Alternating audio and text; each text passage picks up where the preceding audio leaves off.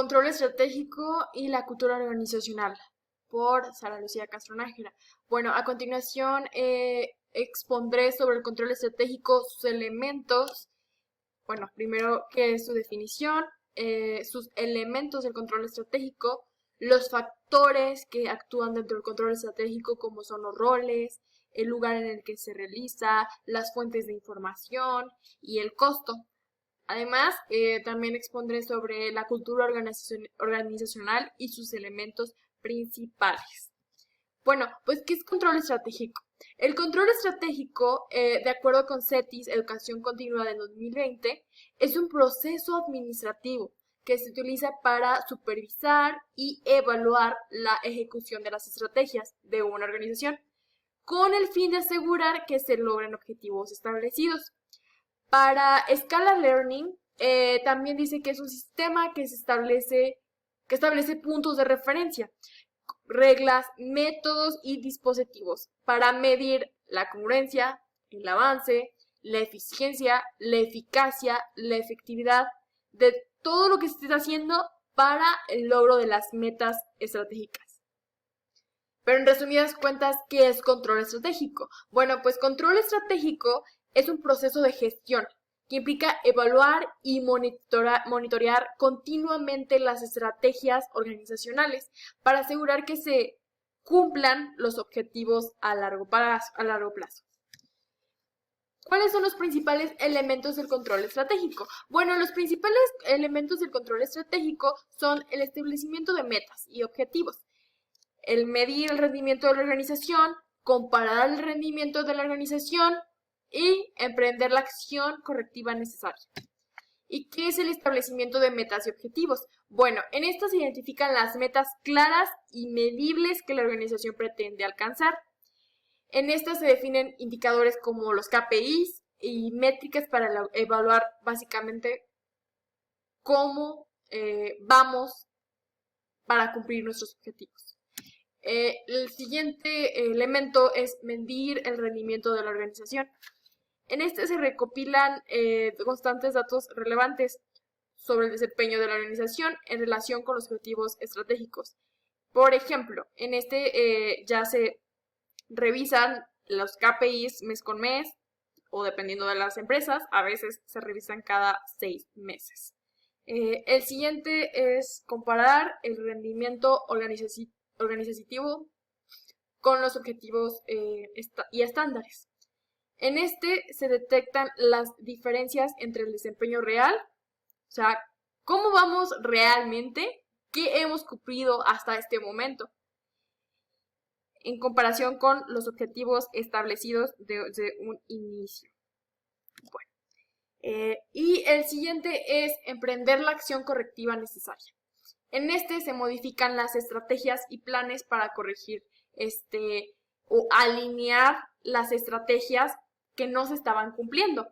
En este también se ponen a prueba o se plantean medidas necesarias para mejorar el desempeño y alcanzar pues lo que queremos, el objetivo. Un ejemplo práctico de este es, por ejemplo, supongamos que una empresa X establece un objetivo estratégico en convertirse un líder mundial dentro de los 5 próximos años. Bueno, para alcanzar esto se necesita, este objetivo, se necesita primero establecer metas, definir los objetivos. Por ejemplo, incrementar la participación en el mercado un 25%, para poder, y luego, bueno, después se mide ese rendimiento. De acuerdo a nuestro objetivo, se monitorea y se implementa los KPIs para revisar cómo vamos en esto. Después se compara el rendimiento organizativo. En como dijimos, se compara nuestro objetivo principal y cómo vamos hasta ahora. En esto hay ventas, satisfacción del cliente, entre otras cosas. Y por último son las correctivas. En las correctivas se usa básicamente cosas como, por ejemplo, los clientes no están satisfechos. Entonces, ¿qué vamos a hacer? Vamos a realizar esto. Básicamente es revisar qué estrategias estábamos haciendo, cuáles las tenemos que actualizar para después cumplir con nuestros objetivos finales. o los que habíamos planteado desde un inicio. En este caso, pues que fue incrementar nuestras ventas un 25% dentro de los 5 próximos años. Entonces, siempre se tiene que revisar qué es lo que vamos a hacer, qué es lo que está haciendo la empresa. Llegamos a un punto donde vamos a tener que comparar qué está haciendo la empresa. Y por último, junto con lo que habíamos planteado. Y por último, qué acciones vamos a hacer para poder resolver, para poder alinear otra vez y seguir con nuestra meta. Bueno, ¿y qué factores de control estratégico existen? Por ejemplo, están los roles que juegan, está el facilitador, el motivador, el regulador que se necesita para poder cumplir esas estrategias. El lugar en que se realiza, bueno, a nivel corporativo. A nivel corporativo, básicamente es todos aquellos mandos donde ponen una meta, para poder monitorear, y bueno, sí, ponen una meta y son los que se van a monitorear. En la unidad de negocio, pues en estas son los responsables de monitorear qué objetivos se pusieron en el nivel corporativo, supervisan la implementación de estrategias, y el nivel operativo básicamente es el que actúa, el que hace que estas estrategias funcionen, ¿no? Básicamente hace las actividades para poder implementar el objetivo o cumplir el objetivo. Los datos internos y externos. Los datos internos, por ejemplo, son los KPIs de desempeño, las encuestas de satisfacción del empleado y los compromisos del empleado. Y en cuanto a los datos externos, son, por ejemplo, el análisis del mercado, las tendencias del mercado, del consumidor, también el benchmarking, revisar la satisfacción también de los clientes, no solamente de los empleados, sino también de los clientes u opiniones. Y bueno, los costos. Los costos son los directos, indirectos y oportunidad de costo.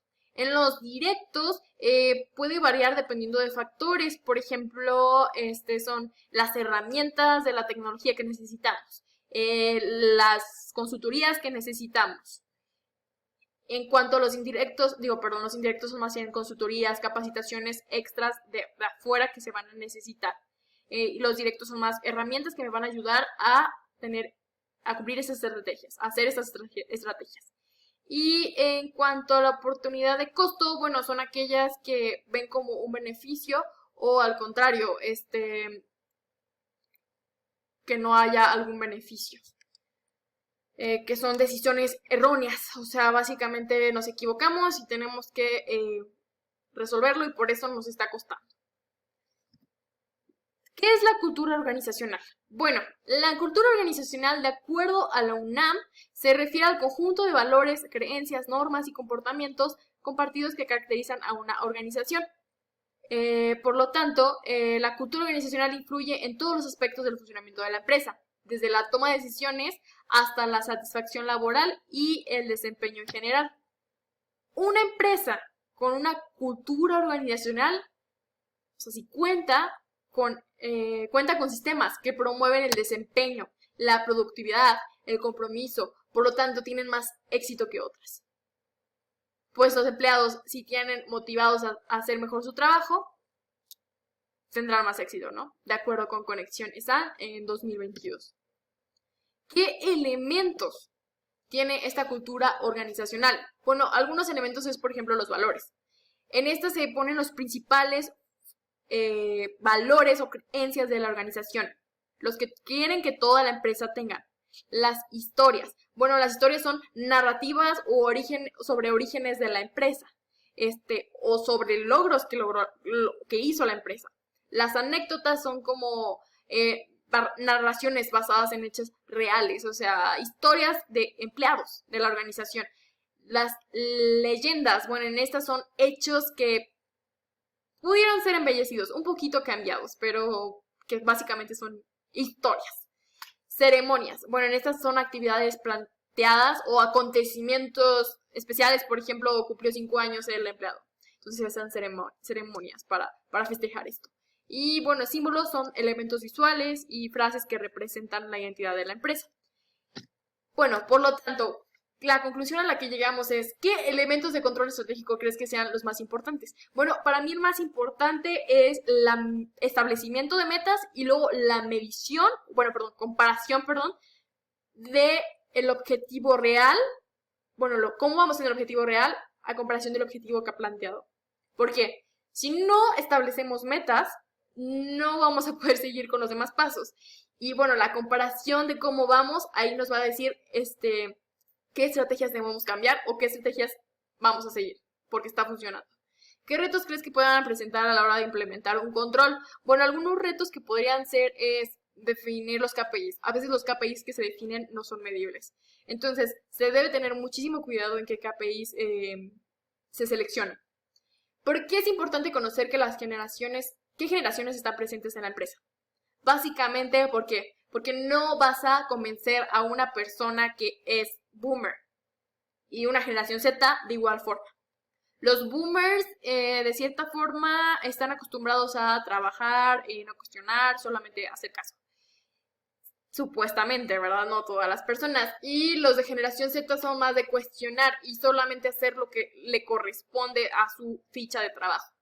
Entonces es como, necesitas saber cómo hablarle a las personas para poder llegarles y que tengan un buen rendimiento. ¿Y por qué se deben conocer si las personas se tratan bien entre sí? Básicamente porque si no hay un buen ambiente, no habrá buenos resultados. Eso se sabe. Si queremos tener una eficiencia, si queremos que nuestros trabajadores sean eficientes y que den buenos resultados, tiene que haber un buen ambiente. Un buen ambiente para que el trabajador quiera seguir trabajando en esta empresa y no solo trabaje por el dinero, básicamente, sino que se motive a que su trabajo va a ser algo y además que dentro de su trabajo hay un buen ambiente, que dentro de su trabajo hay un equipo que lo va a apoyar en todas las actividades, en todas las tareas que tenga que hacer. Bueno, pues esa es mi conclusión. Muchísimas gracias y estas son las referencias utilizadas para la realización de este video y presentación.